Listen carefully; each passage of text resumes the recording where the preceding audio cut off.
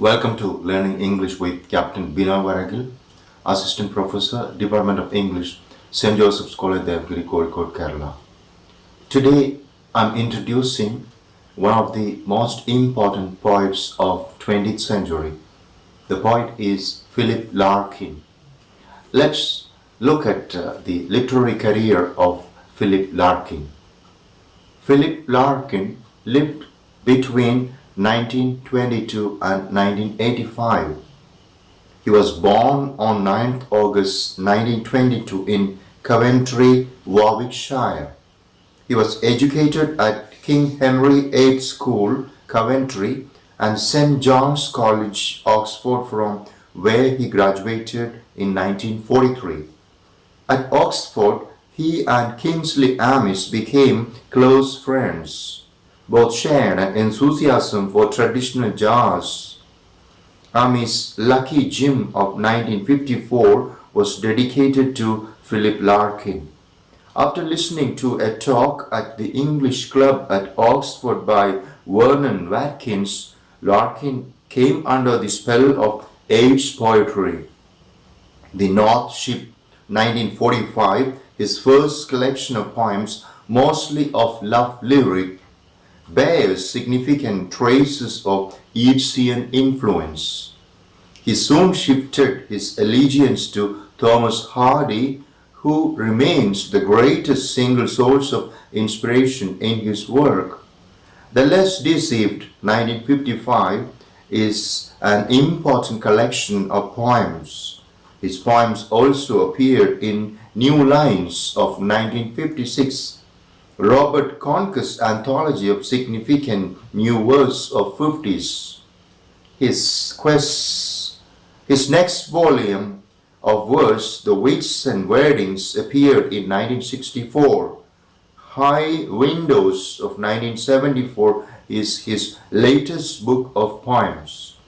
Besides verse, Larkin wrote two significant and sensitive novels. By profession, a librarian, since 1955, Larkin has been librarian of the Braymore Jones Library of University of Hull. He contributes feature articles on jazz music for the London Daily Telegraph. In 1965, he was awarded the Queen's Gold Medal for Poetry and the Arts Council Triennial Award for Poetry. During 1970 and 71, he was a visiting fellow of All Souls College, Oxford. He died on 2nd December 1985. Larkin is the most significant poet to emerge in 1950s. His writing is a repudiation of the obscure and cerebral words of Eliot, Pound, and Auden. No, I dislike such things, Pound, Picasso, Henry Moore, and James Joyce, not because they are new, but because they are irresponsible exploitation of technique in contradiction of human life as we know. It is taken from Old War Josh, pages 16 to 17. The most important of the movement poets who sought to resuscitate English poetry, the virtue of intelligence and intelligibility in his poems, Larkin presents himself in the role of a satirical, astringent observer of contemporary life. His verse is noteworthy for its virtues of lyrical conciseness, its sensitivity, its honesty, its clarity, and its bold imagery. Let's enjoy one of the most significant poems of Philip Larkin. It's titled Church Going. Once, I'm sure there is nothing going on. I step inside, letting the door thud shut.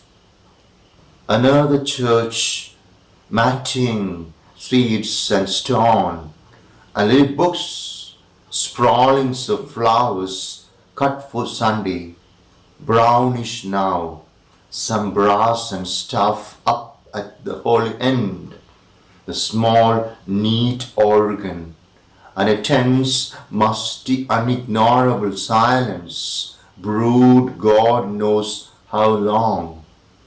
Hatless, I take off my cycle clips in awkward reverence. Move forward, run my hand around the fawn.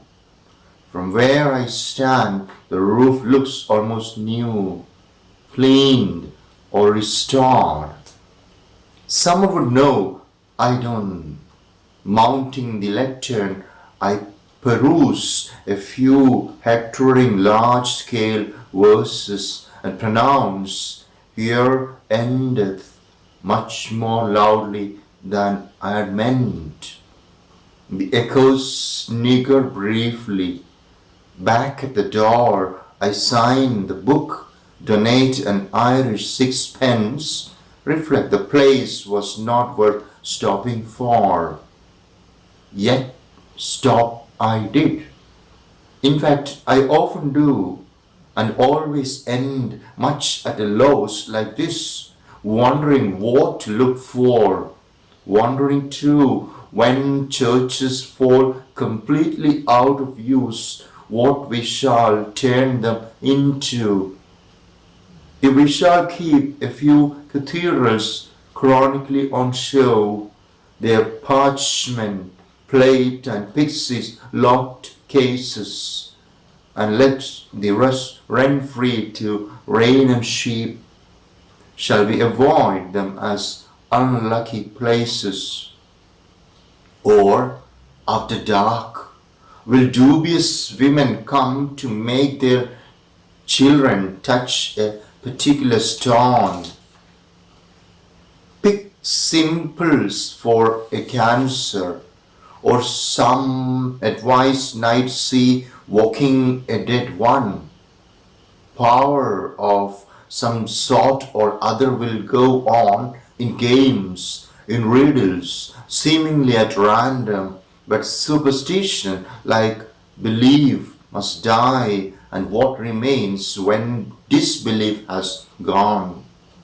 Grass, weedy pavement, brambles, buttress, sky, shapeless, recognizable each week, a purpose more obscure. I wonder who will be the last, the very last, to seek this place for what it was, for one of the crew that Tarp and Jot know what rude lots were.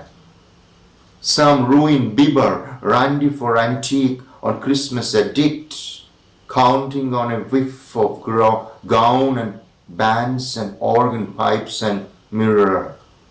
Or will he be my representative, bored, uninformed, knowing the ghostly silt dispersed, attending to this cross of ground through suburb scrub, because it held unsplit so long, and equably what since is found only in separation, marriage, and birth and death, and thoughts of these, for whom was built this special shell. For, though I have no idea what this accoutred frosty barn is worth, it pleases me to stand in silence here, a serious house, on serious earth it is, in whose blent air all our compulsions meet, are recognized and robed as destinies. And that much never can be obsolete, since someone will forever be surprising a hunger in himself to be more serious, and gravitating with it to this ground, which he once heard was proper to grow wise in, if only that so many dead lie around. Thank you.